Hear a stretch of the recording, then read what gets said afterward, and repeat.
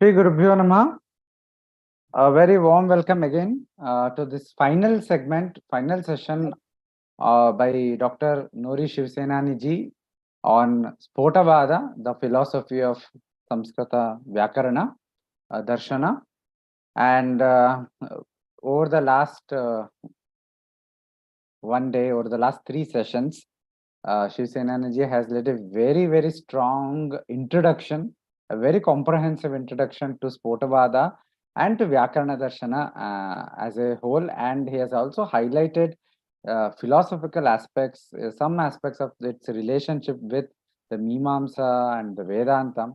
So he will continue with that discussion in this final session. With this very brief remark, I request Siva Senani ji to start the session.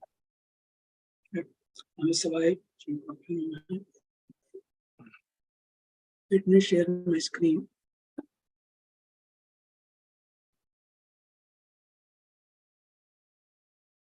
I hope you can see my screen. Yes.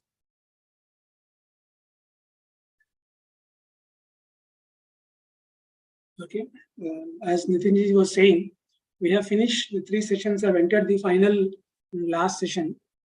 In the first session, we went through introduction and in depth about Sabdabrahman. Second session was about Sphota and Vakyartha.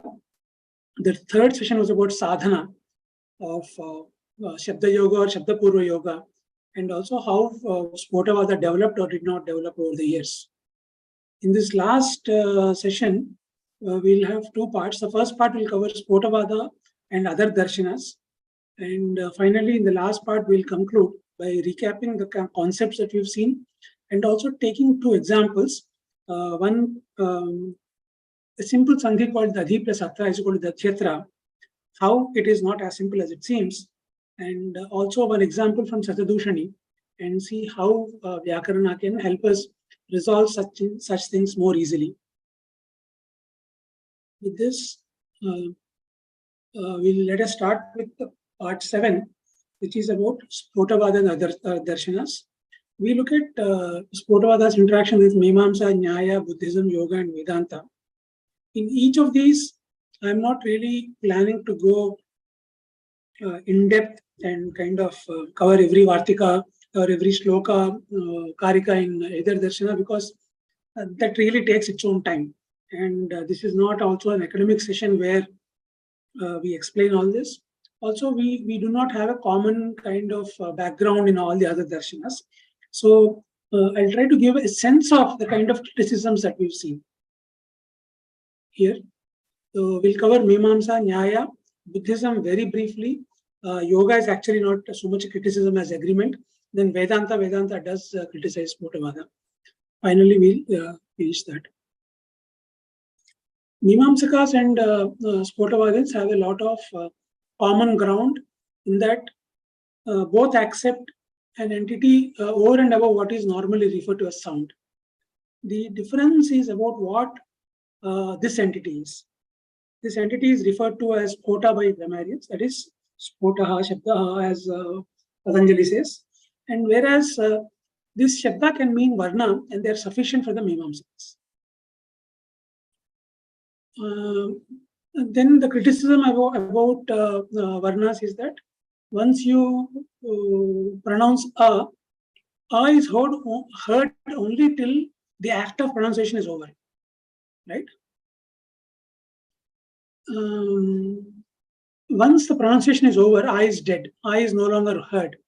So to this criticism, the Mimamsaka says, look, just like individual Vyaktis are different from their Jati, and even though individual Vyakti dies, the Jati remains the same, each individual performance of a Varna, right, might be unique.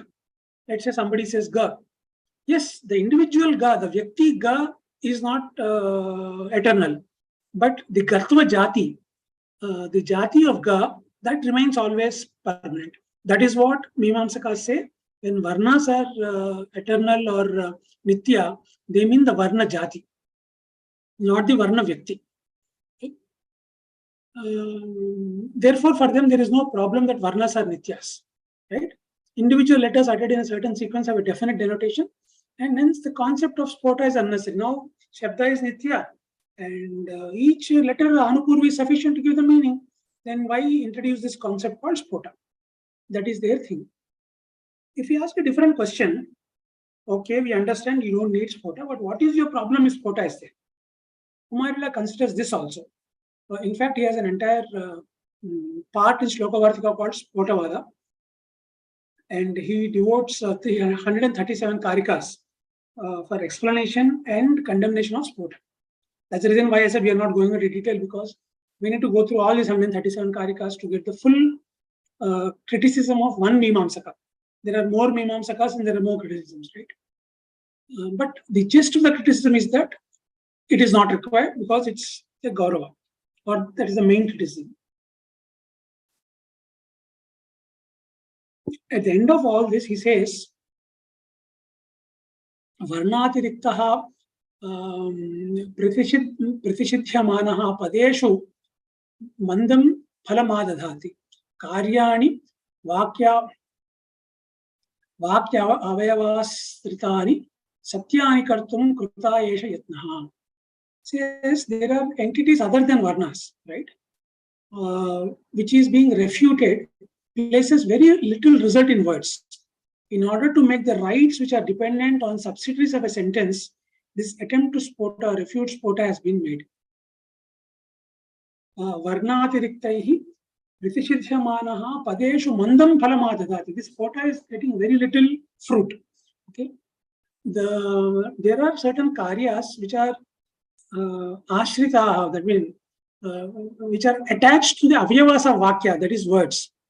To make them true, satyani kartum kritaha yesha yatnaha. That means Kumarila is saying that, look, words have a certain meaning, and I have to ensure that these words also have enough power. If we accept Sphotavada, only Vakya will have Artha. The Avayavas of Vakya will not have Artha. Now, we need to understand the Vakya of Kumarila as the Mahavakya. And the Avayavas are to be understood as Avantara Vakyas, which constitute the Mahavakya. Once we do that and take an example, Kumarila's problem becomes easy for us. There is a sacrifice called Darshapurna Masa sacrifice. Actually, there are sacrifices. So, there is an Angi Vakya called Darshapurna Masa Abhyam Swarga Kamo Yajeta. The one who is desirous of heaven may perform the sacrifices of Darsha. Darsha is new moon, and Purna Masa. Purna Masa is full moon. New moon is Amavasya. Okay, Purna Masa is Purnima.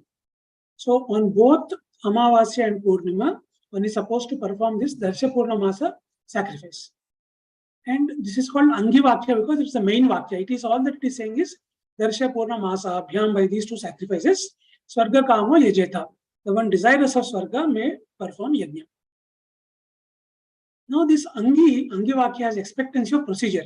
Okay, sir, you told us that we should do it, but how do I do it? It is called in Mimamsa Paribhasha Katham Bhava Akanksha, right? The Phala is given, Swarga, right? But the Katham Bhava is not given.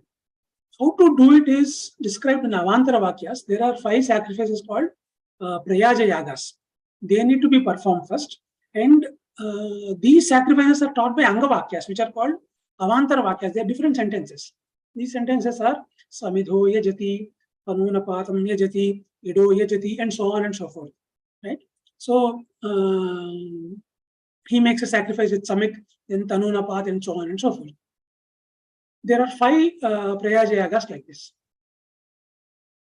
The Angavakyas are telling how to do, but they don't have, they have not given the Phala. The expectancy of Phala Kanksha is there, expectancy of result is there in Angavakyas. When such a situation occurs, Mimamsaka says the Angi and Anga sentences are fused into one Mahavakya, such as Prayajad Yangabhyam, Darshapurna Masabhyam, Swarga Kamo Yajeta, means perform Darshapurna Masa along with the Anga such as Prayaja and others. Then what happens? In Prayaja and others, the procedure is given, and in the main Angivakya, the Phala is given. Therefore, the full Mahavakya, we have both result as well as procedure. Now this Mahavakya is something not specific to Mimamsa. Mahavakya is there in Nyaya, Mahavakya is there in Vyakarana and so on. For example, we all know the constituents of Anumana, right? That there is a Pratigna, there is a Hetu, there is Vyapti and so on and so forth. All these together form the Nyaya Mahavakya. And it is not just that Mahavakyas are there in Nyaya, but Mahavakyas are there even in Vyakarana. For example, you have a sutra called Iko Yanachi, Ikaha Yan Achi. This is meaningless unless and until we know the Paribhasha Sutra called Shashti, Sthane, Yoga. When we have Ikaha, then it means that when Shashti is used, the meaning is Sthane Yoga. Similarly, there is a what do you call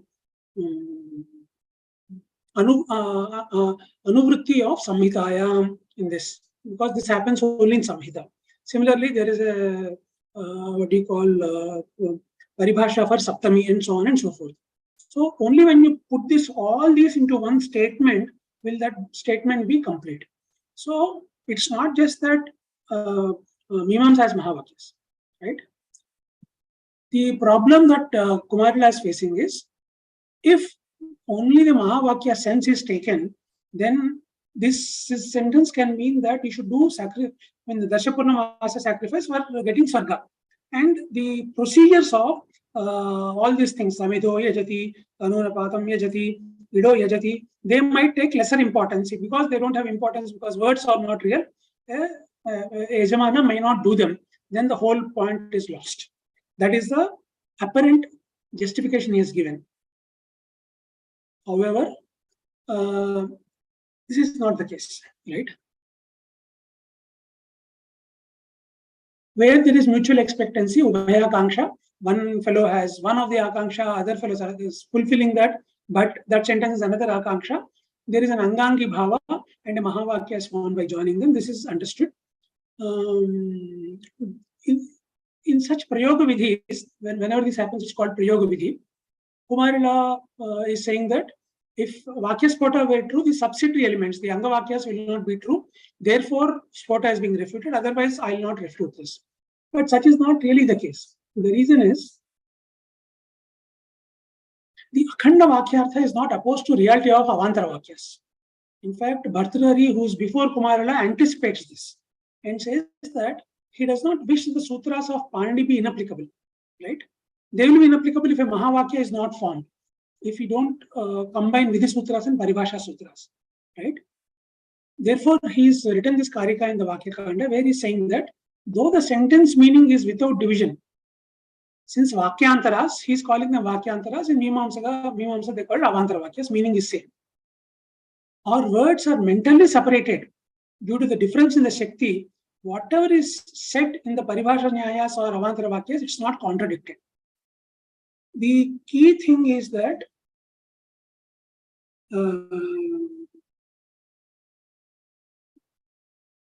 they are mentally separated, okay, because of the Shakti Bheda. Once we accept that, the whole point is just like in Advaita, we have the plane of Vyavahara and the plane of Paramartha. In Vyakarana Darsana, it does not mean just that because Shabda is impartite, that words are totally meaningless. It is so only in the ultimate analysis, only for yogis who can do that. But as long as the Shaktis are separate, right, each one of them have their meaning. And therefore, they are considered separately only. Okay. So, because this is not what you call a true objection. If such an objection is there, Loka Vyavahara also cannot happen, right? This is not just in Shastra, even Loka Vyavahara. Sometimes the Avantara Vakyas are important, or the words are important. So, Vyakarana Darsana is not saying that just because I said Vakyartha alone is real, these don't have reality. They have a reality which is relative, which is meaningful only in a very limited domain. Ultimately, the one thing that comes out mainly is the Vakya, right? And this is because as long as the difference in Shakti is there, we are able to identify components separately. Now, these Shaktis are not different from Shabda itself, right? But for the yogi, Shabda is visible without these Shaktis being separate from it as all one. That is the only meaning of accepting Akhanda Vakyartha. And the another thing we can say at most is that these avantara vakyas cannot have a meaning which is opposed to the akhanda vakyas. So to that extent, it's okay, because that others also accept, right? That when you have an apparently different kind of meaning which is coming forth, you have to take only one meaning which makes sense, which is tenable. Otherwise, the sentence becomes meaningless, right? So that is not the under discussion here, but will come in discussion in maybe the next session, that part.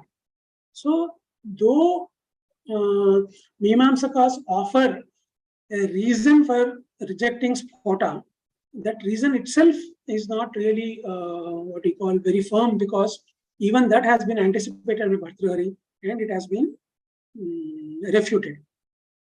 So then what remains? Why is that there is a difference in view with this? Mimamsakas do not like this thing of switching. According to them, you cannot say this is true and also not true. They're very uncomfortable with such situations. Okay. The reason I picked this up is Advaita Vedantins also have a similar switching. They say, okay, sometimes this is true, sometimes this is not true. This Jagat is real, this Jagat is also mithya, right? And it sits very uncomfortably with the basic principles of Mimamsa, right? Yet, Advaita is called Uttara Mimamsa. They follow all the what we call Nyayas of Purva Mimamsa. Okay, so there is a tension there. I have kind of brought this out to showcase that tension, because my thesis is that you should substitute Mimamsa Nyayas with Vyakarana Nyayas to teach Advaita properly. Anyhow, but everybody has an angle to work or whatever. But the criticism of Mimamsa is that Sphota is not required. It's a Gaurava. If Varna Jati is accepted, that is sufficient. And they want equal importance for Vakya and Avantara Vakyas. Whereas Sphota is required for Vyakarnas because Varna Jati stops at Varna Jati. There has to be a substratum of that Varna Jati, which is Brahman, which is Sabda, and that's what they take as Sphota. Now, if we come to Nyaya, the main objection comes from Jayanta Bhatta in his Nyaya Manjari. Jayanta Bhatta is towards the latter, almost towards the end of the first millennium, 900, 1080 kind of stuff, or even 800s. His objection is very novel. He says, Vyakarana is saying that Sphota is more and more clearly manifested with each subsequent Varna. I hope you remember the diagram we had, where each Varna becomes visible, and as each Varna becomes visible, we get more and more of the meaning becoming clear. Now, what is Jayanta Bhatta saying? If you are saying that Sphota is more and more clearly manifested with each subsequent Varna, how can an indivisible entity be revealed in parts? You are saying Sphota is one impartite thing without any parts, it is one whole. And you are saying Sphota is what is getting manifested. Yet, it is getting manifested in parts. That means, if it is manifested in parts, it has parts, and therefore is not indivisible.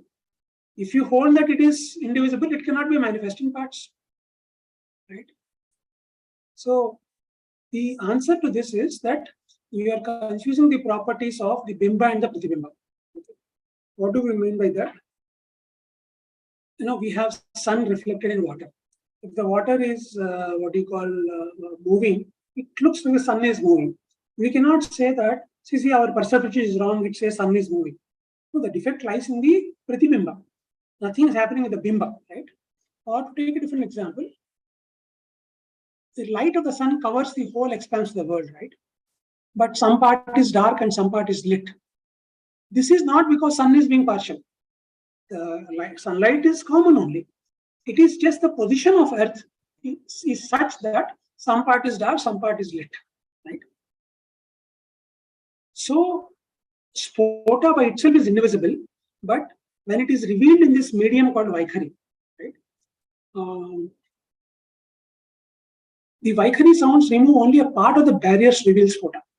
In other words, if Sphota were such a large thing, maybe the entire sentence is only removing a small strip and showing that part, right? And that is doing it slowly. As more and more is removed, we understand more and more of it. But this is to the divisibility is to do with the barriers of the world. The divisibility is not to do with the original, right? So that is the answer. Of course, this answer is provided by later scholars. As it happens, it is not found within the literature that we found earlier, right? In fact, this particular example I have taken from Vishnupada Bhattacharya's book.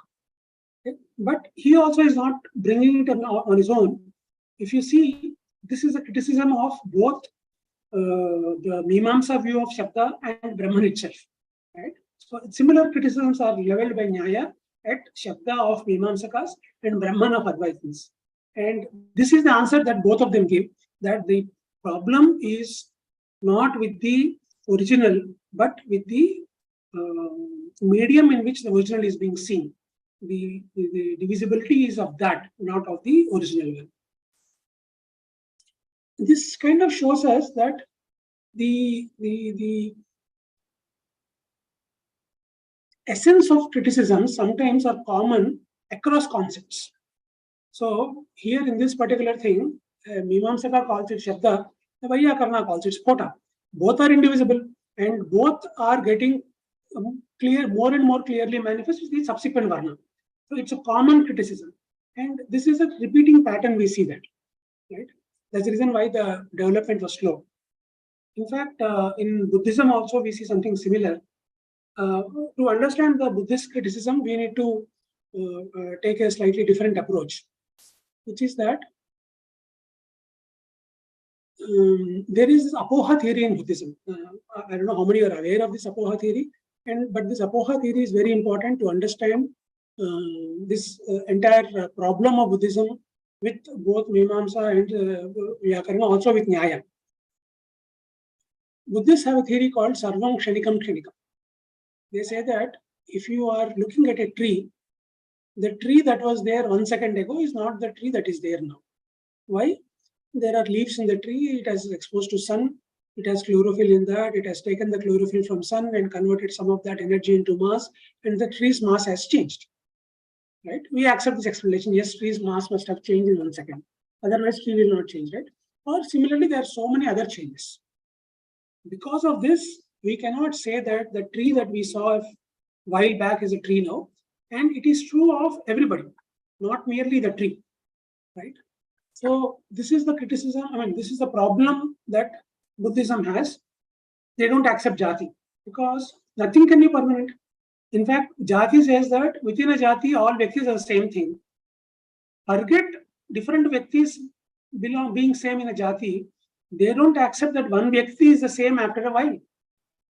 The tree vyakti which was there 1 second ago is different from the tree vyakti now according to Buddhism. I'm not saying according to Buddhism, even according to Sanatana Dharma. If you want to see the difference, you can see the difference. But the point is that we do not have the difference in mind when we talk about it, like vivaksha. Just like we said, sun rises in the east, silk is smooth and all that, right? Yes, the tree is different. And if you want to point out the difference, our language can handle that. But when we say a tree is a tree and tree belongs to a tree class, we are talking about the general properties of the tree. So with Buddhism, you'll find that a lot of these points are almost like, splitting hair. That is very common in many of the positions of Buddhism. Anyway, this is a classical one. Therefore, this is summarized as Sarvam Kshanikam Kshanikam. Everything is momentary and nothing is the same after the moment passes. So there's no question of, Varna Jati or Varna Vyakti. Varna Vyakti A from now is different from A from later. Because the same person, if he pronounces A 100 times, a Buddhist will say there are minute differences. If you are not able to measure the differences, the problem is with your instrument. But believe me, they are not all the same. That will be stance. Then, how do you know a vriksha is a vriksha? How do you know a cow is a cow is a cow? For that, they have a theory called apoha. Apoha says a tree is what is different from all non-trees. Okay, I'll repeat. A tree is what is different than or different from all non-trees. So this is a circular definition. Immediately we will recognize. We are asking you what is tree. You are saying that tree is that which is not non-tree. But then I'll have to go and ask you what is non-tree. This circularity will go on in Buddhism. Okay? Why is circularity required? Because there is nothing that we can talk of. At the moment we talk about it, it has changed. Therefore, all that I can say is that a tree is that which is not non-tree. Okay. Having kept this in mind, okay, whichever way we propose any epistemology to them, that will have a problem, right? And this also is the key difference, or this is also the reason why Spota cannot be acceptable to Buddhists. The specific criticism against them are already covered by earlier critics. I just showed you, right, that what Nyaya's criticism of Spota is also valid criticism of Shabda of Mimamsaka and Brahman of Advaita. So there are many works where this is criticized, but if you take one particular work, there is something called a Pramana Vartika of Dharmakirti. Dharmakirti is again considered a great genius, and his magnum opus is Pramana Vartika.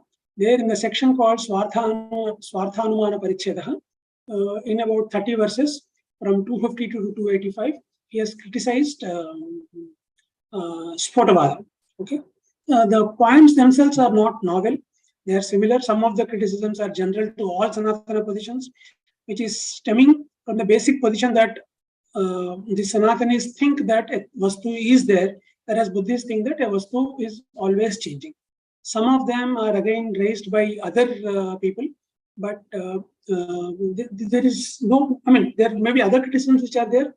As said again, there is no major point that I could bring out and present here very clearly, except that the general differences of Buddhism and the Sanatana ones, which are from their fundamental positions, continue even in the terms of criticism of Spota. So whether it is Spota or Shabda, both are equally problematic as far as Buddhists are concerned. And it is very, instructive to note that it is criticized under Anumana only. Okay, Spota is normally criticized under Shabda Pramana by Nyaya, for example, right? Because this is Shabda Pramana. But Buddhists do not agree Shabda Pramana at all. What is the meaning of they don't agree Shabda Pramana at all? Normally in Nyaya, Mimamsa, Vedanta, etc., Shabda is accepted as a Pramana. There are two ways of describing it, which is that some say that Shabda Pramana means that you are accepting Veda as a Pramana. Others say that not merely Veda, Apta Vakya is accepted as a Pramana. If you say how can Apta Vakya be Pramana, they give an example. Suppose some boys are playing and passerby tells them, look, there are fruits by the river bank. Then the boys immediately stop playing and run towards there because they didn't realize that the trees on the river bank started bearing fruits. Now, if they are bearing fruits, they can go get those fruits and eat them, right?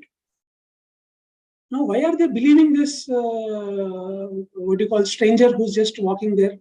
Because as long as they believe that he is speaking the truth, who is Apta? They say Yatharthavadi Apta, whoever speaks the truth. If they believe he is speaking the truth, then whatever is said by Shabda is accepted as a Pramana. This is the meaning of Shabda Pramana for those who do not want to believe in Veda. For those who believe in Veda, Shabda Pramana is what the Veda says. Now, in Buddhism, Shabda Pramana itself is not accepted. Therefore, it gets under Anumana. Anumana means, okay, this fellow is saying that there are fruits at the thing. It might be true because in earlier cases also, whatever such strangers said, they have turned out to be true. Since they have no motivation to mislead us, we can believe that what they say is true. So you make a inference there. That's the reason why it is coming under Swarthanumana Paricheda. That's something that I wanted to point out. But because of the structural differences, many of these criticisms are stemming from those. If we go to yoga, they are not actually opposed to each other.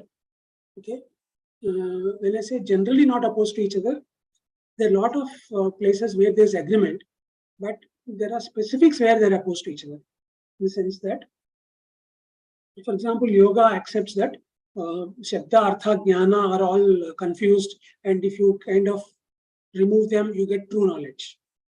But what the true knowledge is, what the true tattva is, where Vyakarana Darsana and yoga differ.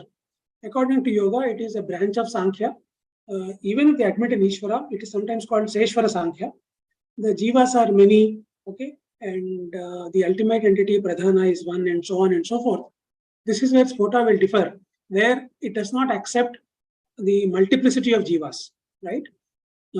Up to Shabda and Jnana and Artha being superimposed upon each other, normally both the Darsanas agree.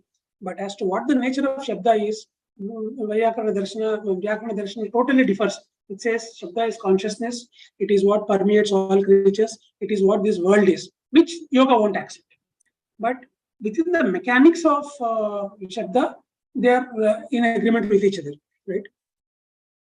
There is sutra called 317 in Yoga Sutras, where it is said, Shabdartha Pratyayanam Itaretara Sankaraha Tat Pravibhaga Samyamat Sarvabhuta Rutajnana. Now, what it means is that Shabda, its Artha and Jnana. Shabda Artha Pratyaya means Jnana. Pratyayanam Itaretara Adhyasa, one another are superimposed upon one another, all the three of them. Sankaraha. Because of that, they're all mixed up. Okay, this mixing up causes confusion. Tat pravibhaga samyamat. Okay, having the discipline of separating them. Tat pravibhaga samyamat. If that happens, then what happens is sarva bhuta ruta jnanam happens. Sarva bhuta is all creatures. Ruta is the sound produced by them. So it is famously in many stories you will hear that two birds were talking, and there is one Mahatapasvi walking there. He'll understand what the birds are saying. So in Yoga Sutras, we have this sutra which says that for somebody who is able to focus on Shabda very clearly and is able to separate these three, right? Because when we say Gauhu is Shabdaha, Gauhu is Arthaha, and Gau is also the Jnanam, right? But if a yogi is able to understand this and separate these three very clearly, he then gets the understanding of this infinite Shabda. And once you understand that infinite Shabda, he will understand one of the phalas given is Sarva Bhuta Ruta Jnana. That means he will understand the language of all creatures, animals, birds, insects, fishes, and so on and so forth, of Prakriti, of trees, and everything. Now, as far as yoga is concerned, right, each of these abhyasas gives you various siddhis. This is one such siddhi, right? But as far as quota is concerned, even if this were true, it is incidental. Yes, everybody accepts yogi, and there is a yogi pratyaksha that yogis can see what normal people cannot see, and so on and so forth. But this avantara siddhis, this incidental siddhis, are not something that the philosophy of Vyakarana usually bothers itself with. Right? That is not the focus area. And what the focus is on Shabda, and Shabda being Chaitanya, and Shabda being Brahman. Whereas in yoga, while they accept the nature of Shabda, Jnana, and Artha, almost in the same way as Vyakarana's do, they differ about what the ultimate tattva is. And for them, it is just one of the superpowers that a yogi gets. When it comes to Vedanta, there's a bit more of substance in this. In all of Vedantas, Kota is mentioned, to my knowledge, in 4 books. Okay. One is in the Devnagari of Shankaracharya, where we've already engaged with that before, right? Where he also resorts to Varnavada and rejects Sphotavada. And then all the commentaries on the Shankara Bhashya will have to necessarily comment on the, therefore I'm not commenting it. Right up to Parimala by Apai Dikshita, all of them comment on that. There are multiple what you call glosses on Shankaracharya's commentary. All of them deal with Spota and not in a very different manner. They follow exactly the path laid down by Shankaracharya, taking the view of Mimamsa to condemn Spota. But there are 2 books, 2 other Prakarana Granthas which talk about Spota. One is called Ishtasiddhi. This is a very early Prakarana Grantha by Vimukta Atman. It was written in verse with an auto commentary called Vivarana, and it deals with theories of error. But in its time, it was a very, very what you call influential work. To just give an example of how influential this was, if we read Ramanujacharya's Sri Bhashya, there is a section there called Mahapurva Paksha, in which Ramanujacharya presents the Siddhanta of Advaita of Shankaracharya. And he does it so well that many used to say that, many Advaitins cannot also present Advaita in the manner that Ramanujacharya has done. Okay, that is the greatness of that Mahapurva Paksha. But if we examine this Mahapurva Paksha with Ishtasiddhi, we see that a lot of sentences are taken wholesale. The Mahapurvapaksha is nothing but a summarization, that too not by big margin. So very, Ishtasiddhi itself is not very, long, but Ishtasiddhi is in verse, this Mahapurvapaksha is in prose. Otherwise, it's really a paraphrasing of the Ishtasiddhi, right? And if Ramanujacharya, all the works, took the summary of Advaita from Ishtasiddhi, we can see how influential it was around this time. This is before Visishtadvaita Bhashya started and all that. So this is later on somehow it has kind of not studied so much. Later on other Prakarana Granthas got more prominence within Advaita. But that is the history of Ishtasiddhi. In Ishtasiddhi, Vimuktatman brings in a grammarian, okay, in a very roundabout manner. Actually, the discussion is not even about grammar or anything. It is about something called theory of error, asat khyati. Okay, but we'll not go into the khyati theory and all here right now. But in this, the grammarian is suggesting that Shabda and Artha are not different. They are both the same. So Vimuktatman immediately dismisses that view, saying that if Shabda and Artha are the same, then Vyavahara is not possible. What does he mean by Vyavahara? Gamanaya we say. Then this fellow will say Gauhu. Okay, you wanted the word Gauhu, you wanted me to bring, right? Here it is Gauhu, take it. Because Gauhu means both the Shabda and Artha, no? Then why should I get the cow only? You take this Shabda Gauhu, it's sufficient, right? And imagine somebody is taking money and is returning Shabdas. So in fact, Jayanta Bhatta himself very naughtily says, if Bhartrihari or any Vyakarana is hungry, they don't have to eat Annam. They simply need to say Annam. Because Shabda and Artha are the same, right?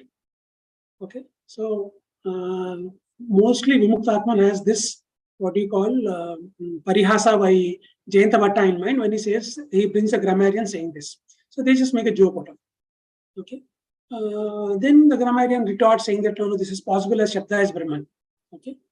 Now this is where the main criticism of Vimuktatman comes in. He does not accept that Shabda is Brahman because Adarshanath. There are no Veda Vakyas stating the same. This Adarshana within Advaita is a very, very powerful criticism. Okay. Because Shankaracharya and Vedavyasa have used it against Sankhya. Okay. Sankhya has his main principle called Pradhana. And Pradhana is not accepted by Badarayana and Shankaracharya and other Acharyas of Vedanta. Why? Nowhere in the Vedas is it stated that Pradhana is the main principle. Right? So, Adarshanath is a very powerful criticism, and that is what is hurled at Sphotavada by Vimuktatman. He says, Nacha Shabdo Brahmeti Shrutirasti Shabdaha Brahma iti Shrutihi Nasti. Yadinama Asti Tatha Apisa Anyapara. He is very smart, right? There are actually Shrutis which say that Om iti Ekaksharam Brahma, for example, Om or Om iti Brahma. He says they are Anyapara. Their Om does not mean Shabda. It only means the Akshara Om or the Shabda Om, not Shabda Brahman. Okay? Or Shabda generally speaking. Natu Shabdasya Brahmatvam Brahmano va Shabdatvam Vadet. They do not talk about Brahmanaha Shabdatvam of the Shabdatvam. That means the nature of Brahman having the nature of Shabda, or Shabda being Shabda having the nature of Brahman. So this last one, we need to really get into an argument. We say, no, it says, he says, no, it does not. Then we have, both of us have to get in the pramanas and show them and so on and so forth. So this is essentially a disagreement about Vedic sentences equating Om with Brahman and so on. There are multiple things. In my own research, I have shown that there are sentences, Vedic sentences. But the problem is not even that there are Vedic sentences. The problem is that Vimuktatman is saying, no, they do not mean that Shabda is Brahman. So that becomes a different argument of interpretation. Then there is one more work called Tattva Suddhi. It is even earlier than Vimuktatman's work Ishtasiddhi. In Tattva Suddhi, this is a work in prose and a Prakarana divided into 46 chapters. The Jnanaghana is the fourth Acharya of Sringeri Pitha, Pitadipati. Some say it is not so, that he is slightly later. Either way, it is from around 800 to 950 AD this work was written. The 17th chapter of the work called Sphota Nirakaranam is devoted to refutation of Sphota. And there is no novelty in this refutation. It follows very closely the Devatadikaranam of Shankaracharya, and it establishes the Varnavada. That is the key part that we see. Now, if you look at all these criticisms, all these refutations, we see that Sphota was criticized by other schools from about Bhartrhari's time to about 1000 AD and not thereafter. Right? The last work to criticize is Ishtasiddhi. Ishtasiddhi was about 1000 AD. And before that, if you take Jayanta Bhatta, he's also in 800, 900. If you take Tattva Shuddhi, it was also earlier. And if you take Dharmakirti, he was maybe 700, and so on and so forth. Right? Or even if you take Mandana Mishra, he was also around the time of 8th century, right? Or 7th century, whichever way we take. Except for the defense by Mandana Mishra and the anticipated defense by Bhartrhari, in fact, we don't see any defense by grammarians. We only see criticisms. All these people wrote about Sphota, but in other things, for example, usually the way Shastra developed was, one Shastrakara comes and says something. Okay. For example, Nagarjuna said something. That will be criticized by some Mimamsaka, say Kumarila. Oh, Kumarila has criticized. Then some other scholar will come from the opponent school, like Devnagari, Dharmakirti. They'll say, no. They will defend their Acharya and condemn this other school's Acharya. Then after that, there will be Prabhakara Mishra or somebody else coming after Kumarila and says, no, whatever Dharmakirti said is wrong. This is what it is, right? His arguments are not good. This to and fro kept on going on, right? Between Buddhists and Nayayikas, between Nayayikas and Mimamsakas, between Mimamsakas and Advaitins, between Advaitins and Nayayikas, and all sorts of people, right? That's how the entire debate or dialect got developed. But in the case of Sphota, we see that there is one Bhartrhari, okay? He's criticized by 4 or 5 people, and none of these are answered back. It's just that. And they do it for about 500, 600 years, and they say, okay, it's no longer worth even criticizing. They stop. I mean, this is strange, right? It could be that the commentators condemn the other criticisms in their comment in Brahmakanda, but we don't have Brahmakanda commentaries apart from Bhartrhari's own Sopagnyavritti. Okay, so this is something which is strange about this, and this also kind of happens because it has not been kind of accepted in the. I mean, it's also maybe because it does not sit as one of the 6 Darsanas. There are only Shat Darsanas which are counted. This is not counted again there, right? Or this was kind of Antarlina, as we said. But what we see when we examine the relation with other Shastras is that whereas Bhartrhari considered all other Shastras and tried to accommodate them, whereas for about 500, 600 years, other Shastras criticized Sphota, wrongly or correctly, that's a different matter. After that, we don't even see engagement. We simply see commentaries on this, and we see internal division about, the later grammarians want Vyakti Sphota to be established, whereas Bhartrhari and Mandana were only satisfied with Jati Sphota. That's not really a big difference. It's a kind of a minor detail. But the engagement with other Shastras does not really go on beyond a point. It might also be because that there are 2 main streams of this engagement. One is Shabda Nitya or not. There, Mimamsakas have done bulk of the heavy lifting. They keep on defining why Shabda is Nitya. Even Advaitins don't say much.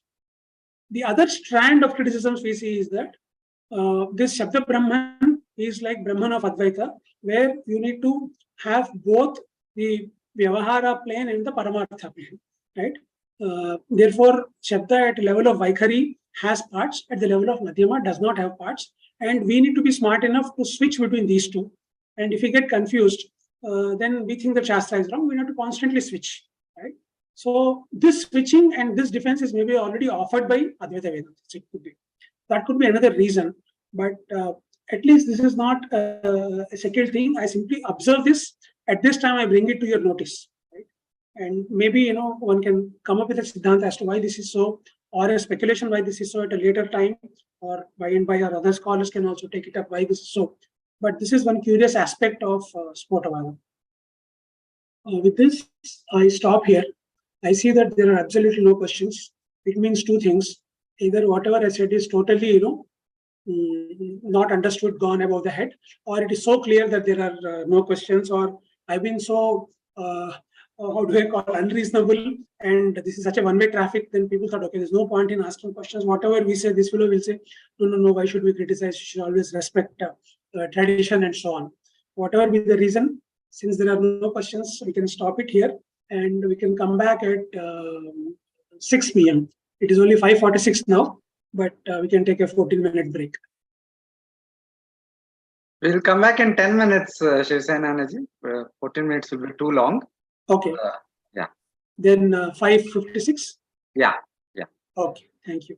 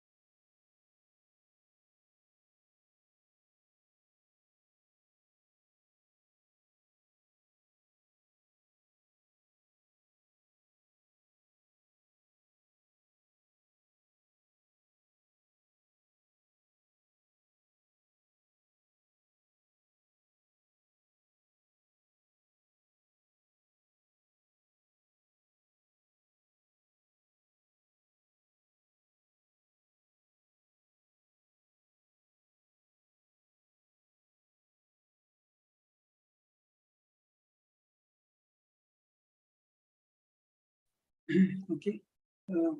Nitinji, shall we start? Yes, Yeah, yes. Yeah, go ahead. Let me share my screen. There are 2 questions if you want to take. Yeah, sure.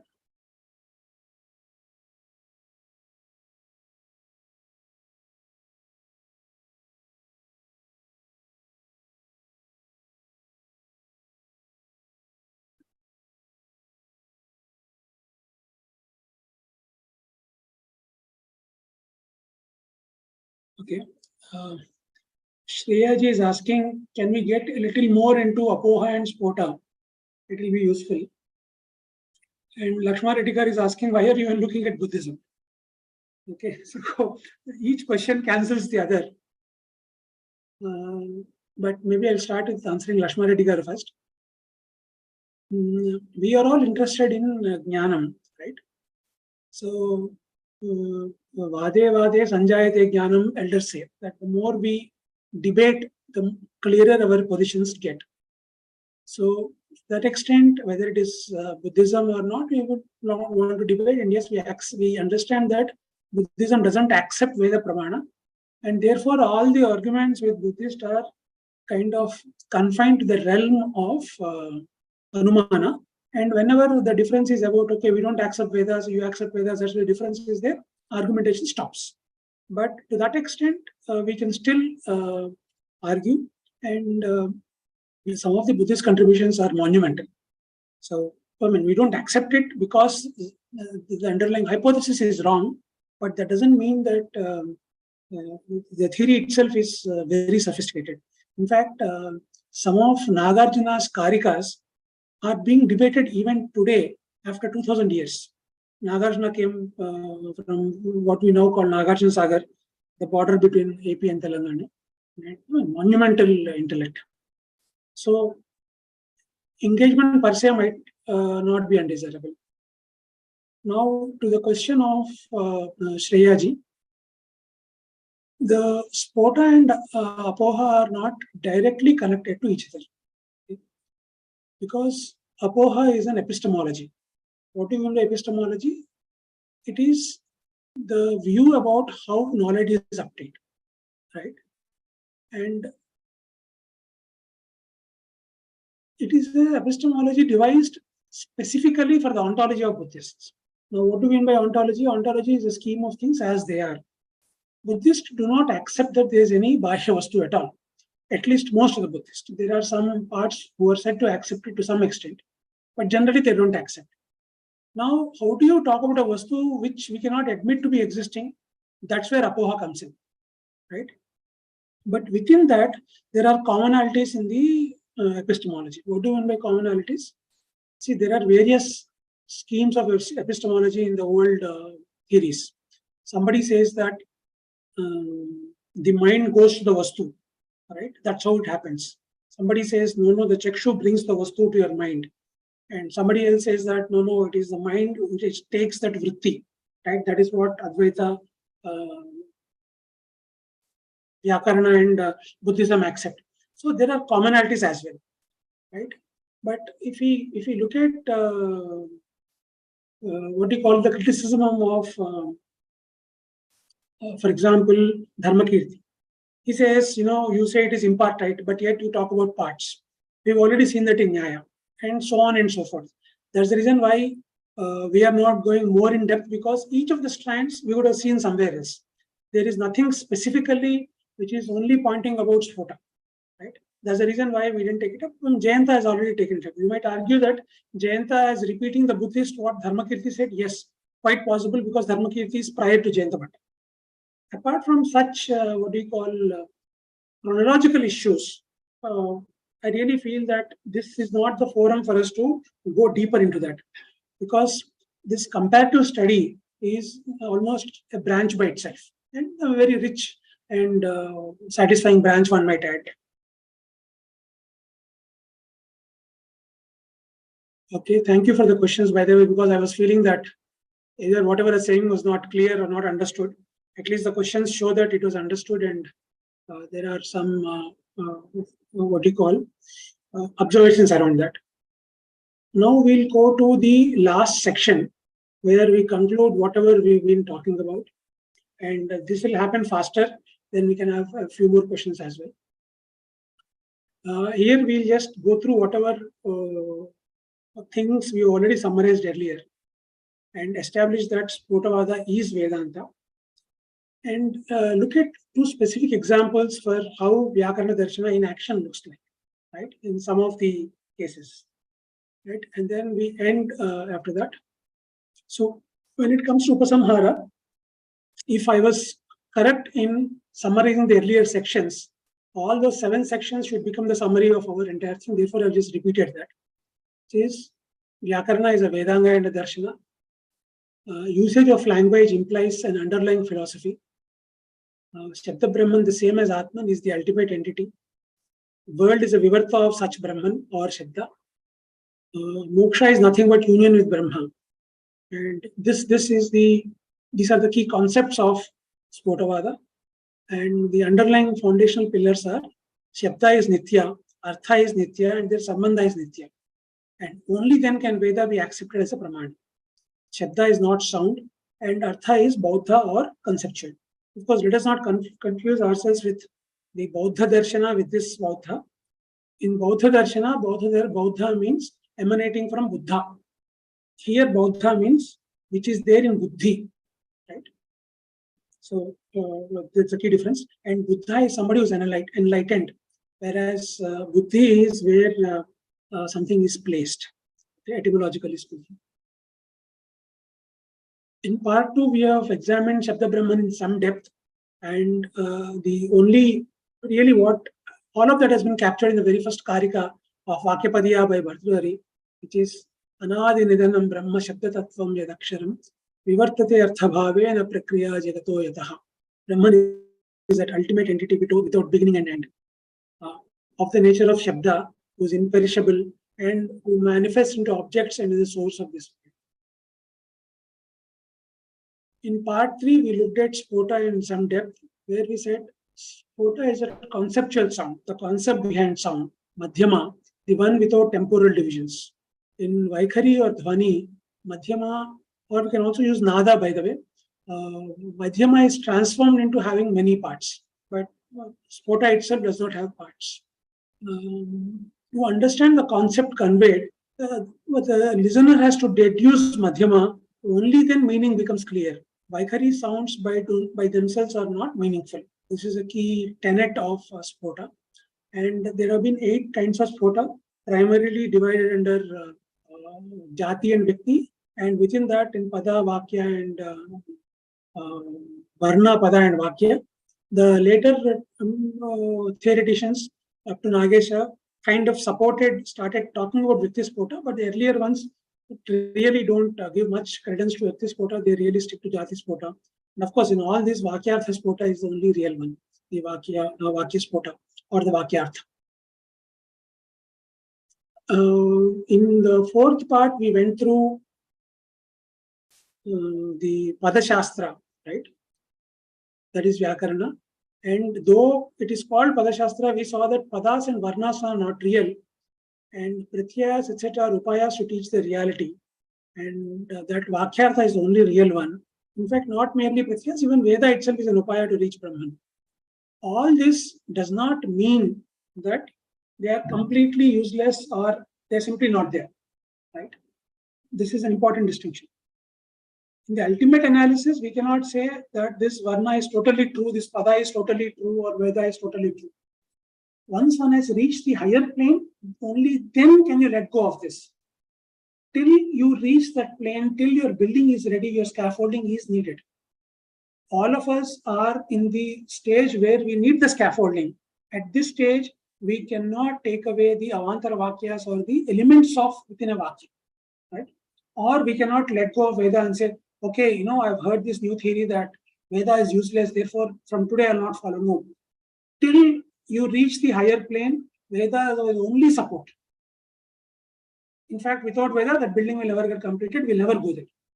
So this Upaya needs to be understood in its full significance.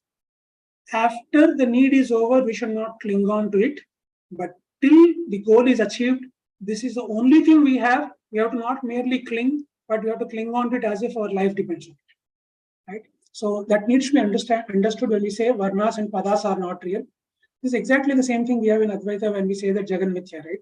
The reality of world does not go away just because somebody says it.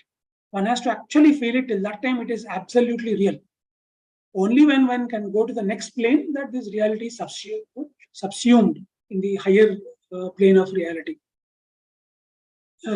Therefore, this in the same spirit we said that Shastra resorts to avidya to teach this reality, because there is no other way actually. Right? This is the only way which is available. Therefore, that is what is resorted to. Then we saw in the next section that the world is an apparent modification of Sabda. How we can attain Brahman through Sabda? We said, okay, let us go to the Srishti Krama to see, understand first that the world is a modified vivarta of Vikara of Sabda, right? And we looked at the concept of Vagrupata, that all cognition, knowledge shines forth only when in the form of Sabda, right? That Sabda resides in all people in the form of this great bull. And once we know Vyakarana, one is able to analyze Sabda, one is able to analyze that beyond the Vyaktis lies the Jati, beyond the Jati lies the Mahasatta, and ultimately this Mahasatta is what is real, and everything is only a modification of that. And with that, we kind of realize it and become one with it. We are supposed to become one with it. We also saw that all other Shastras depend on Vyakarana to impart knowledge. Therefore, it is the first rung on the ladder to Siddhi in any route, and yet you don't have to, once you start climbing on this ladder, you don't have to go anywhere. You take one more step and that is it. You can stay within this path and get the highway to liberation. So that is what we've seen in the fifth part. In the sixth part, we saw that Bhartrihari is the one who systematized the sayings of earlier acharyas from Sphotavada to Panini to Patanjali and gave a systematic explanation. The later commentators helped to make it clear what Bhartrihari meant. And other writers represented it but did not develop the theory as such. By the time of Nagesha, some sort of amalgamation was happening, but it has not been explicitly stated, elaborated. We see the Vyaktispota getting a bit more of importance, but I mean, that is neither here nor there, because, okay, Vyaktispota gets more importance, then what? Is it resulting in something? We don't really see that. So both part 6 and 7 kind of show us what we have just concluded, that the Sphota theory kind of reached its peak around 5th century in the hands of Bhartrihari. Till that time, it was kind of underlying various other works and shine forth most brightly then. And afterwards, about 500, 600 years removed, it remained very popular. And thereafter, not so popular for various reasons. We've just looked at, in the first part of this session, how all the schools have criticized it for about 500, 600 years, but not thereafter. And we don't see any defense except by Mandana Mishra, right? Which is really, again, only elaboration of what Bhartrihari has already said. For 137 karikas of Kumarana Bhatta, Mandana Mishra replied with 40 karikas because most of the matter was already there, right? And this is what we see as Sphotavada, right? The key tenets, its development, its interrelation with other Shastras. To get a bit more of what do you call working aspect of this, let us take 2 examples. Okay, the 2 examples are, one is Dadhi plus Atra should be Dadhyatra, right? But the Shastra position is that Dadhyatra is not Dadhyatra. Okay. And we look at a work called Shatadushani and one particular Dushana from that, of Advaita, from Visishtadvaita, to see how Vyakarana can simplify matters. Okay. If we go to Dadhyatra, there is a sutra in Vyakarana called Iko Yanachi. Most of you might know it, but I'll just repeat it in case somebody does not know. The sutra's division is, there are 3 words, Ikaha, Yen, Achi. And if you give the full meaning, it will be Ikaha sthane, Achi pare, Yen adeshatvena bhavati, samhitayam. When there is close proximity. In English, in the place of ik is substituted yen when ach follows in close proximity. Ik is Sanskrit shorthand for E, U, Ru, Ru. E itself means 18 is E, and so on and so forth. Right? Similarly, Yen means Ya, Va, Ra, La, and Ach means all the vowels. Right? I won, Raluk, Evong, etc. All the Shiva Sutras we should follow. Then the example given is that Dadhi plus Atra is equal to Dadhyatra. Common Sandhi. This is called Yanadesi Sandhi or Yana Sandhi in various languages. Panini himself does not give any name. He simply says Iko Yanachi. That Ik becomes Yan or Yan substitutes Ik. The problem that we have is in the word Dadhi, if E goes away and Ya comes in, it becomes Dadhya plus Atra Dadhyatra. Essentially, E is changing to U. If it is changing, then it is not Nitya. If it is not changing, Panini is wrong for giving this sutra. Right? This is the problem. So, Sabdabrahman recognizes this when it's talking about Siddha Nityatva. Sabdabrahman is the commentator on Purva Mimamsa. Right? He is from about the time of Jesus Christ or maybe up to 2nd century AD, somewhere in that region. He says, Ya is a different letter and not a modification of E. And he leaves it at that. He does not really explain this much further than this. It is Kumarila who in Shloka Vartika explains this further. Okay. I have given the Karikas here because Kumarila is a great thinker, scientist. It's such a pleasure to read his Karikas. I thought we can follow some of them at least in this year. Tatra smrute rasiddhatvam na hyevam paninir vachaha ikara parinamena yakaraha kriyatamiti. It is not the meaning of Panini's words that E is to be transformed to Y. Okay. This is not what Panini meant, is what he's saying. Right? While the relation between Shabda and Artha is eternal, Vyakarana Shastra operates only to restrict the use of words. Okay? This is saying in the next Karika, Siddhe Shabdartha Sambandhe, that Shastram hi pravartate. Right? That Shastra operates only given the permanence of Shabda Artha and its Sambandha. Prayoga Niyamarthaya Nachaivam Siddhata Bhavet. Okay? And entire Vyakarana Shastra is there only to restrict. Niyama means restriction. Okay? Niyama can mean a general restriction or a specific restriction. So the meaning of Vyakarana Shastra operates only to restrict the usage of words means there can be apashabdas. For example, Gauhi is the right Shabda. Then people who do not know language well can have apashabdas like Gavi, Gota, Gopotalika and so on and so forth. So Vyakarana Shastra is saying that, look, Gauhi is the correct form. All these are incorrect forms. Please use only correct form. Please do not use incorrect forms. If you use the correct forms of words, you'll get punya. If you use incorrect forms of words, you will get papa, or somebody says you don't get, but only punya you get if you use correct forms. Whatever is the Siddhanta, or whatever is the view about what Siddhanta is, everybody accepts that Vyakarana is there to differentiate good words from sadhu Shabda from asadhu Shabda. Then Kumarila is continuing. Bhinna prasiddhayoho tena dadhi dadhi iti shabdayoho. Dadhi means the first one. Dadhya, by dadhya he means dadhya. Okay, dadhya, we cannot have two consonants ending, therefore he is adding another a, but that is only for the sake of pronunciation. There is no full ya there. It is dadhya. Okay, but dadhya iti shabdayoho achakshanena sadhutvam dadhityautsargikaha krataha. Anvakhyatrum sarupena dadhya shabdam cha veditum swashastre laghu bodhartham ekatvam iva darshitam. Saying, however, if Y were to be produced by a modification, this Siddhanta would not be possible. The Siddhe Shabdarth Sambandhe. The two words Dadhi and Dadhya, they are known as distinct Shabdas. They are very different Shabdas. That is, there are two Shabdas, Dadhi and Dadhya. They have been shown as if they were one in its own Shastra, that is in Vyakarana, for the sake of brevity of that, by that Sutra. Right? Which, while conveying the sadhutva of the two words, has made Dadhi as a generalized form, Utsargika. Okay? In order to show Dadhya as an exception, which occurs when a vowel follows and also makes its own form known.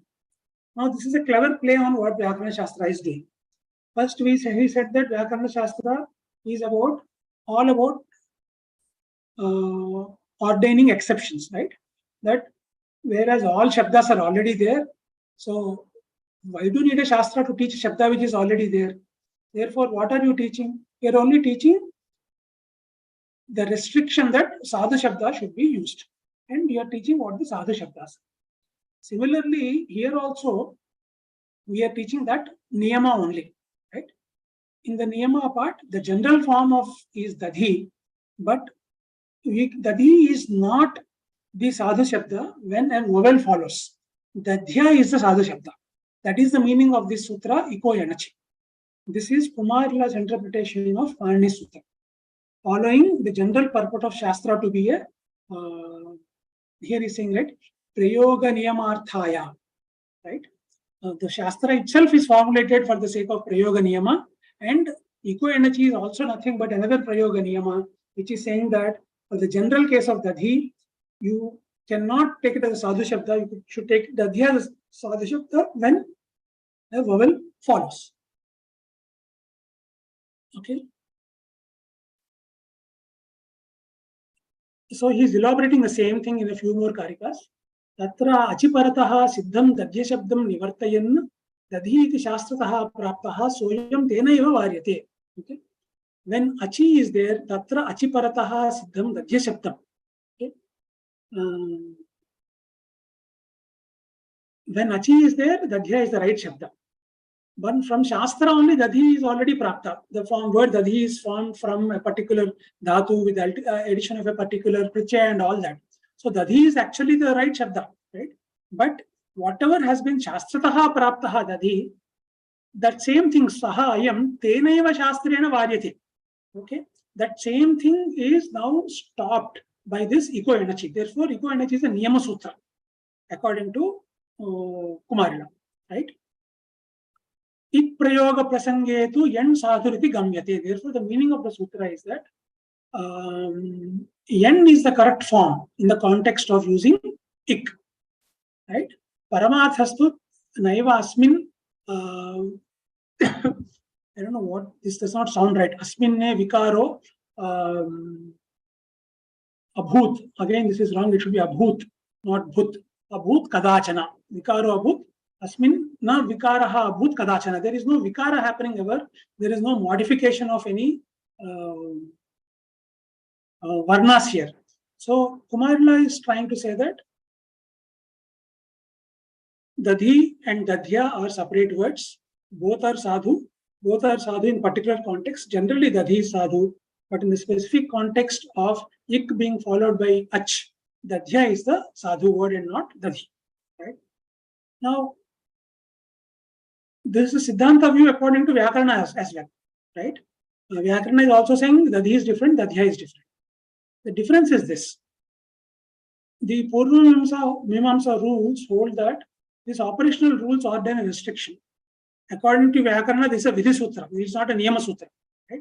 Purva Mimamsa transformed a Vidhi Sutra into a Niyama Sutra. Okay? If this is the Niyama Sutra, then the question comes. According to Vyakarana, Shashti Sthane Yoga is a Paribhasha Sutra. Okay? Now, if Ego energy enjoins a restriction in Niyama, then what would be the meaning of the Paribhasha rule, Shashti Sthane Yoga? Okay? According to Vyakarana, Shashti Sthane Yoga, when we say Paribhasha means that is used as an interpretative rule, that we use this to interpret other sutras. Okay? Now, Kumarila will have to come up with his own explanation. It is possible to come up, right? So, normally in Vyakarana, it says that in the place of. Whenever Shashti is used, it denotes in the place of, right? Therefore, in Iko Yanachi, the first word Ikaha being in 6/1, genitive singular, it should be understood to denote in the place of ik. That is a meaning as per Vyakarana. But in Kumarila's view, in the place of cannot be the meaning, because in the place of is not even happening, right? You cannot use Dati, that's all. That's the meaning of that, right? So we'll have to give a different interpretation to what Shashti Sthane Yoga means. And Sthane Yoga is pretty clear about what it means. It's very difficult to give a different meaning to it. But a genius like Kumarila Bhatta or Prabhakara, in fact, Prabhakara is called Guru because there was a very critical problem and nobody was able to solve it. And he was writing it and they simply solved it very easily. It says that Kumarila himself was stuck and Prabhakara came and solved it, or some other Guru was there. From there, Prabhakara started being called Guru. So these Mimamsakas are geniuses of the highest order, and they will come up with some explanation, but it becomes more and more twisted, right? I mean, I could make a guess which will be along the lines of the yoga talked about in the sutra is not of the Adesha as Vyakarana say, but it is of the Apavada, right? To the general form. So I have to say the yoga is of the Apavada, right? And then it goes on to like this. Entire Ashtadhyaya and its understanding has to be twisted, right? Just to reconcile Shabda Nityata with Shabda Vikara, which is a general feature of grammar, we'll have to twist ourselves in knots to reconcile the prakriya with tattva in grammar, right? That's the kind of difficulty we get, right? When I said in the beginning, every language has to have its own philosophy, even grammar should have its own philosophy. I hope the meaning becomes clear. When we take a realistic stance like the Mimamsakas start taking, this explanation becomes difficult. Why do I come back to realism? Now look at what the Vyakarana says, right? The resolution offered by Vyakarana is very simple. The substitution happens in the mind. Though the Adhyatra and the Adhyatra are in reality two different Shabdas, right? We are not ever concerned about the actual outer reality. In your mind, if you can change it, it's sufficient. Because it is only a mental change, it is not a real change, there is no problem to Nityatva. We are able to easily shift between multiple planes. That is the beauty of Vyakarana. Much simpler, right? In various places, these simple explanations are given. For example, there is, you might know the form Bhavatu, right? And how is Bhavatu derived? Parani says, E Ruhu. You know Bhavati. In Bhavati, there is E. In the place of E, put U. That's it. Okay? Such a simple derivation, right? To derive Bhavatu from Bhavati. E Ruhu, simple sutra.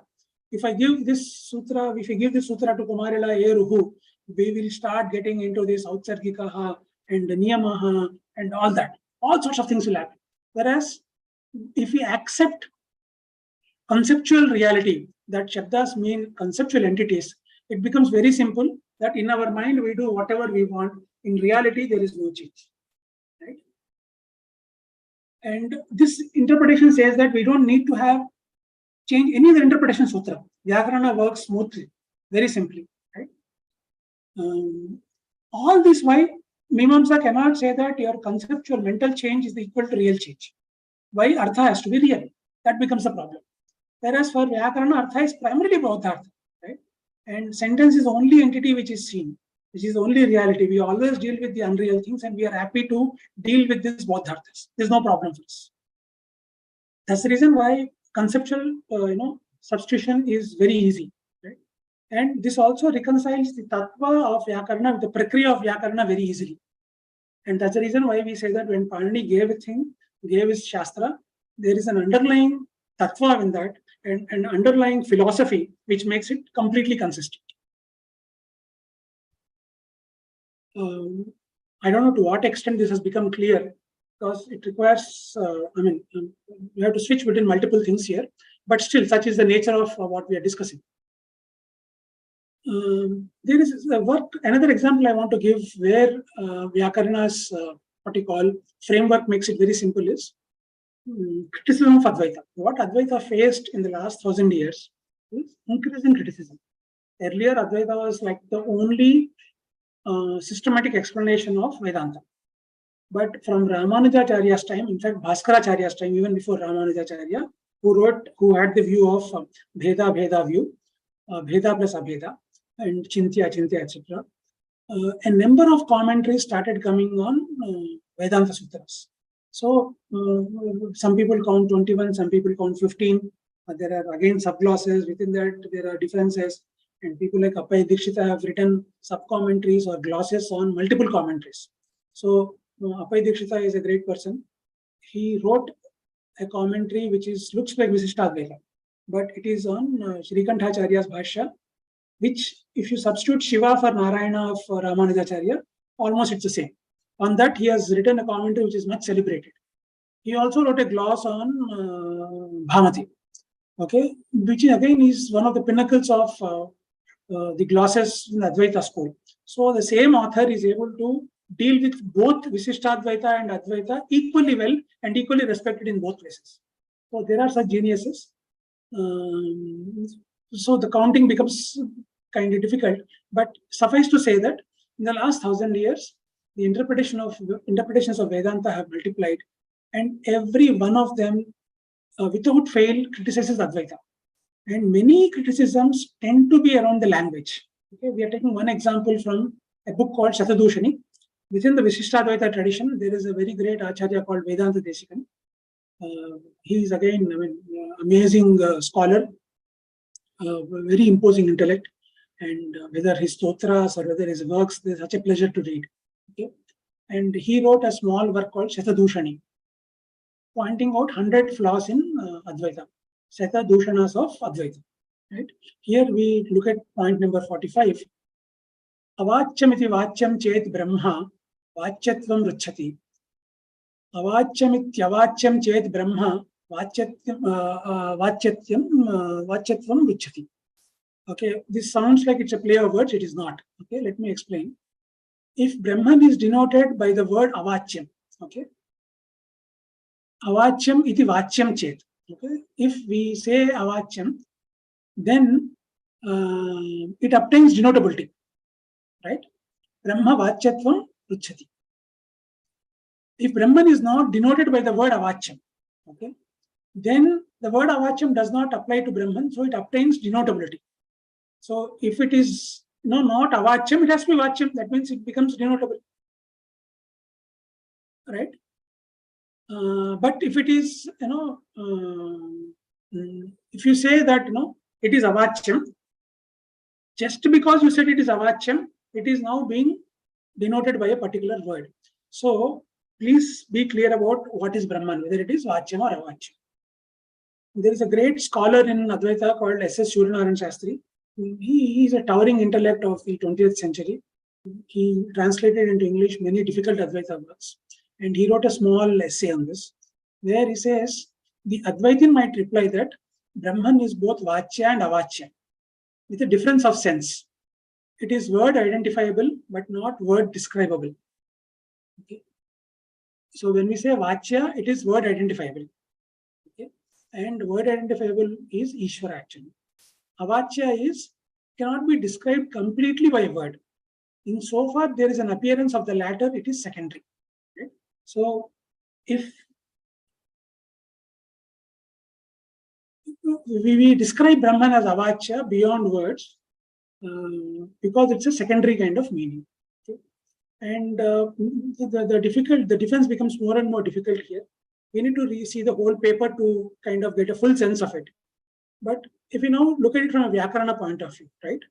We say that Brahman is the Vachya of all Shabdas, not merely words like Brahma, Vastu, Tat, Dravya, Atma, etc. And yet it is Avachya, right? It is Avachya because it is not fully described.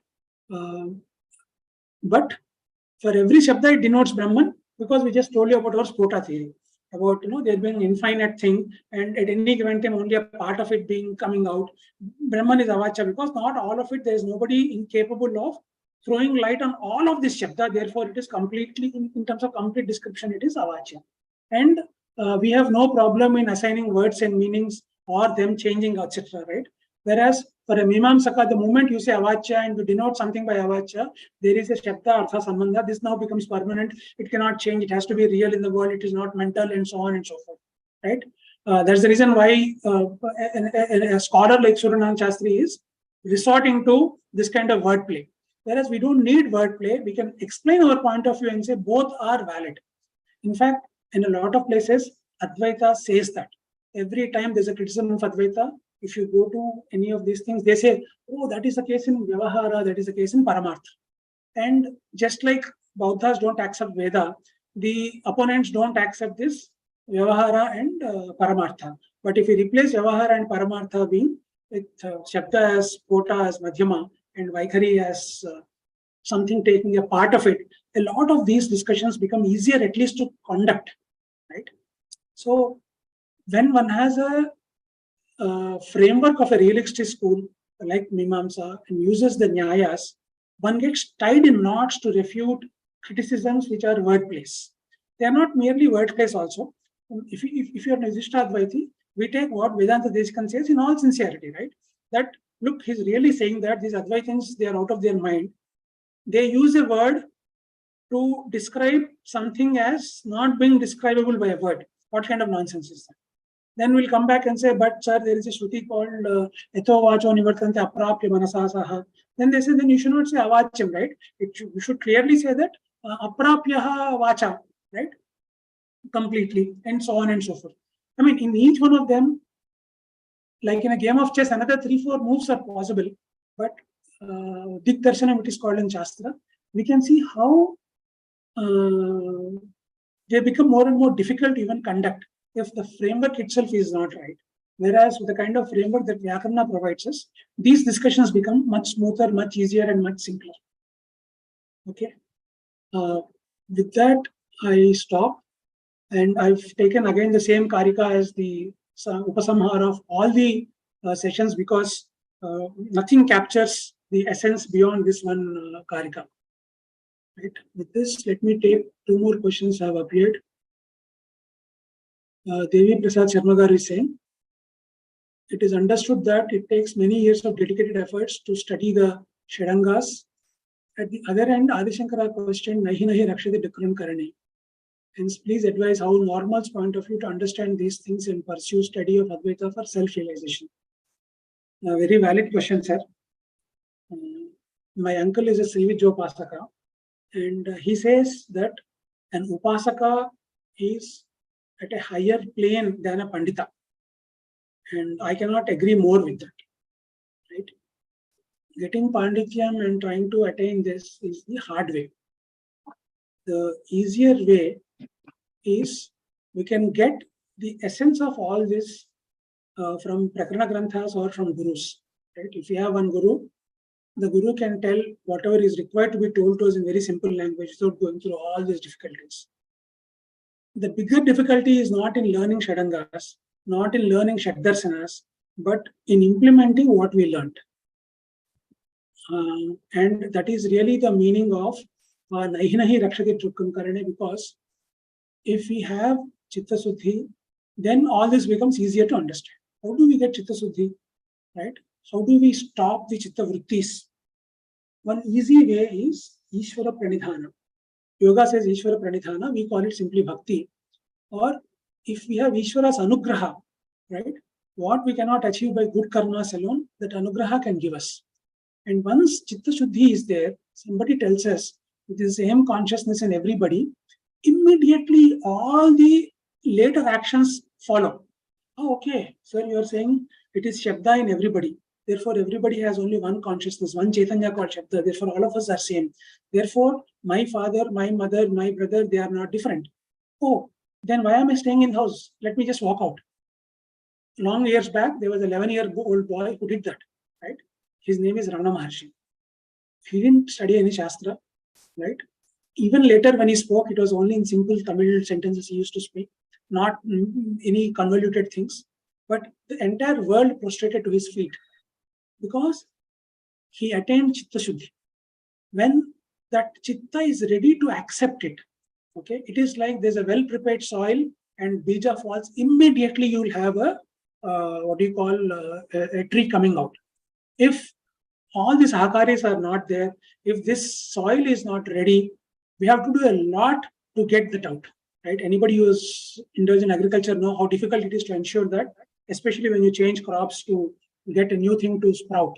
So the meaning really is that knowledge is there, but to really implement that knowledge, we need we need to cleanse our chitta. We need to rid our chitta of all other vyaparas.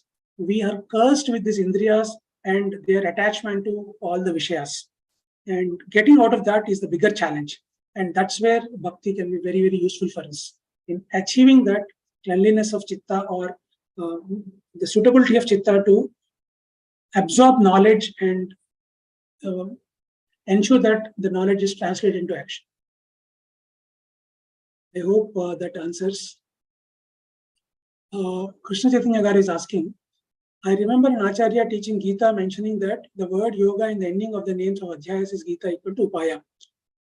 can we understand that with the same import with which the word upaya used in this lecture? If yes, a direct correlate would be that the result intended by Gita can be achieved by studying any single adhyaya separately. Only then we can term each adhyaya as an upaya. Is this a correct understanding? I'm not sure about which acharya mentioned this, but when we talk about yoga here in Gita, it is equivalent of Upanishad, right? It is the equivalent of jnana. And the acharya might have used upaya in its general sense, not in the technical sense I was talking. Upaya as in it leading to it, right? That said, reading Gita in parts is the most dangerous thing to do. Okay. Arjuna himself says that.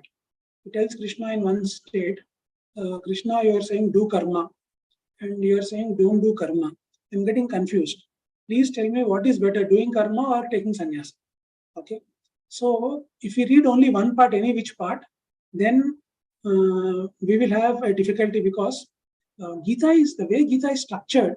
It is to say that all knowledge known to man teaches dharma in a difficult situation, and that dharma to Arjuna in that context was yuddhasva, go and fight. Right? There is no other option apart from that. And especially Gita is one smriti which needs to be understood as a whole. So that apart, the sense of upaya seem to be different. The upaya that the acharya must have used is as what you call a marga, right? A path to be taken. That you have the karma marga, you have the sannyasa marga, and so on and so forth. But the way we have used upaya in Shastra is that after you attain the goal, you can drop it. Then if you take one adhyaya of Gita and try to drop, we'll actually have half knowledge. Because Gita especially needs to be understood completely, because in each of it, in each part, a different path is kind of being taught. And we have to have a samanvaya of all the parts. It's actually because of this different emphasis that Gita is interpreted differently by different people. So thank you for Lakshmana Reddy gar's kind comment, sir.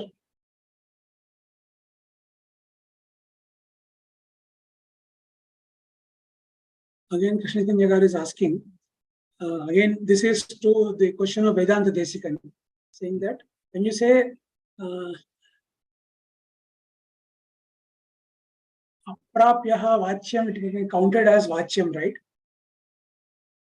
I mean, this is where we start getting tied in knots, right?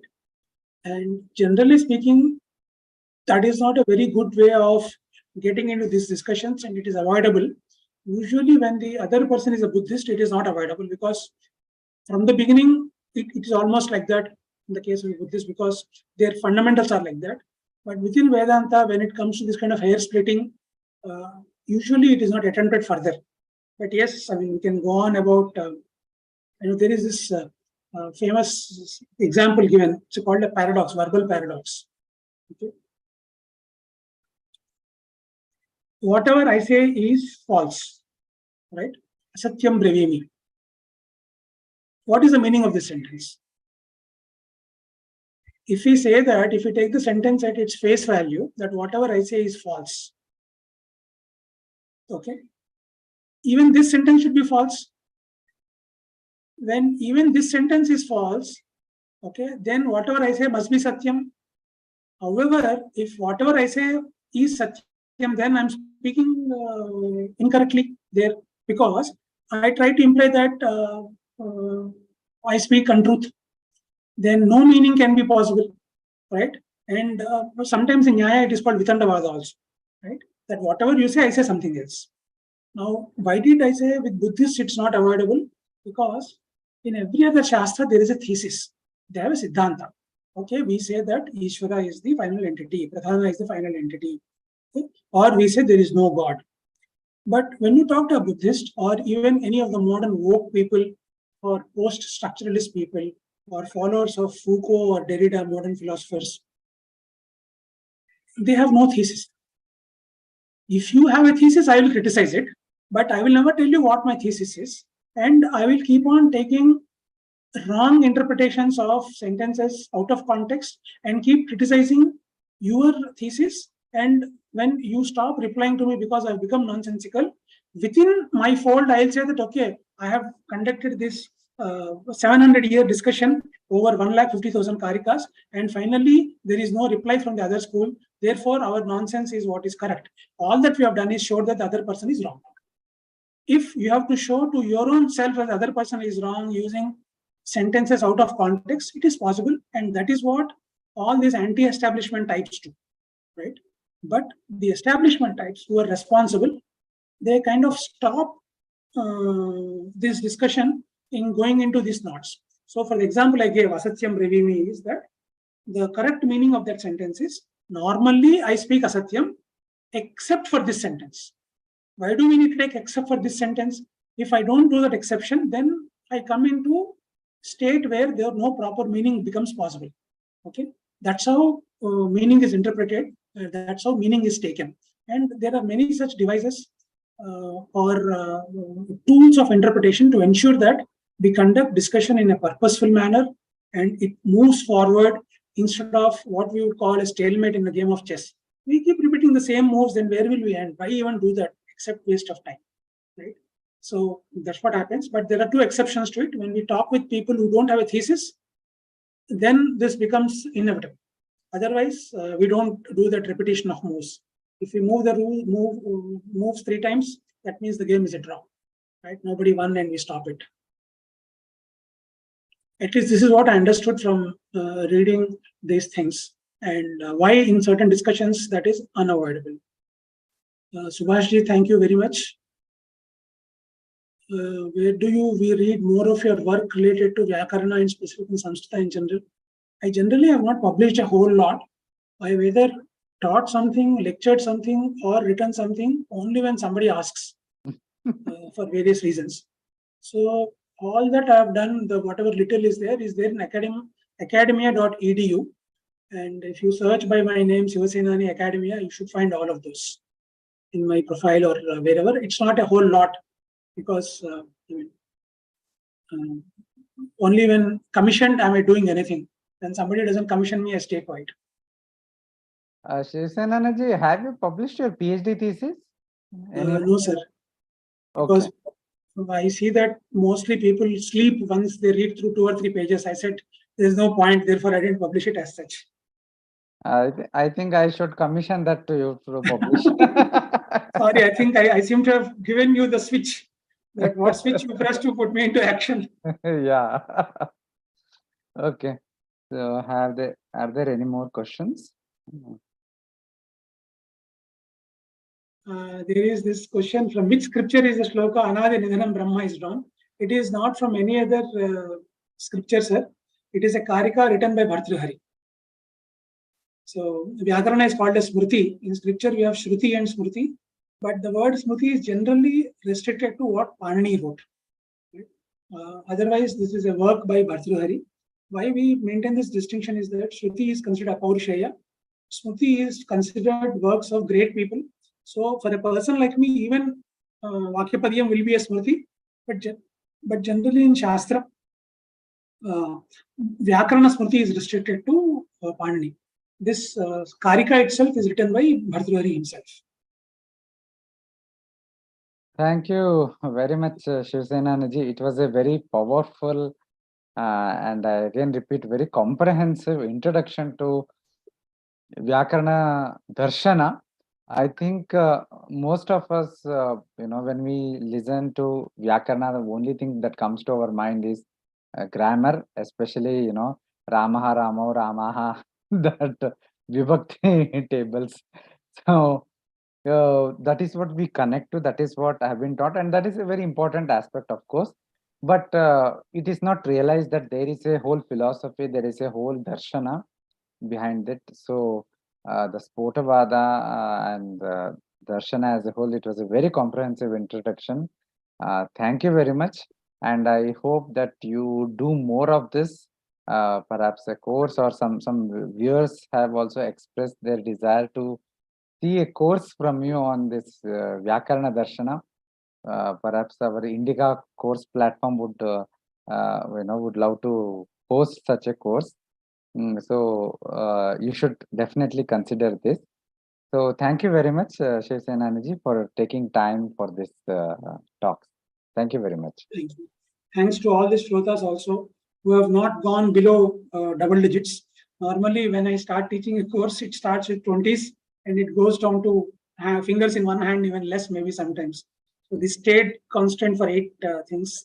Thank you all for listening. I hope you got some value in return for all the time you spent. Thank you very much. Viewers, follow us on Facebook and Twitter for updates about upcoming events. With this, we conclude this weekend with wisdom. Shri Guru Bhyo Namaha. Thank you very much.